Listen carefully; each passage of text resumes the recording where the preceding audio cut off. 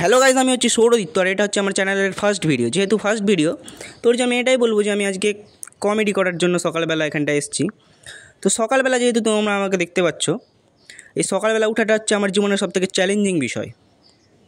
ওর জন্য আমি চ্যালেঞ্জ নিইনি, আমি রাত্রে ঘুমাইনি।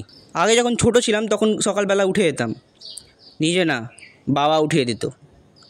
আর এখনও বাবা থাকে, পাশেই থাকে, শিলিগুড়িতে থাকে 3 কিলোমিটার দূরে, কিন্তু উঠায় না।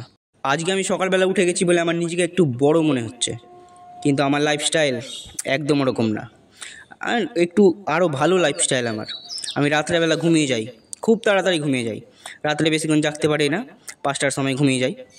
আর ঘুমিয়ে যাব তার মানে এই না যে ঘুমিয়ে গেলাম হঠাৎ করে, সকালের জন্য কোনো প্ল্যান নাই।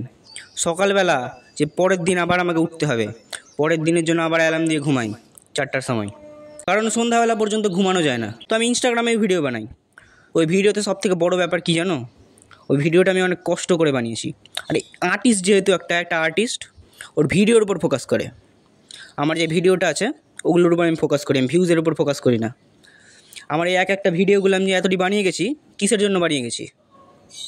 আমার ভিতরে জাজবা ছিল বলে আমি বানিয়ে গেছি অতগুলো ভিডিও। প্রত্যেক দিন যে এতটি ভিডিও বানানো, তারপর ওইগুলো এডিট করে পোস্ট করা, এগুলো কিসের জন্য করি আমি?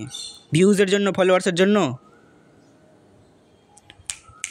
ওর সাথে লাইক আর কমেন্টও ম্যাটার করে। মাঝে আমি কিছুদিন ডিমোটিভেট হয়ে গেছিলাম, যে এত কিছু, এত পড়াশোনার প্রেশার, তার সাথে এই ভিডিও বানানো, এই দুটো একসাথে চালাচ্ছিলাম। ডিমোটিভেট হয়ে গেছিলাম, খুব ডিমোটিভেট হয়ে গেছিলাম। মনে হচ্ছিলো যে ছেড়ে দিই। ওর জন্য ছেড়েও দিয়েছিলাম, কিছুদিন বন্ধ করে দিয়েছিলাম পড়াশোনা করা।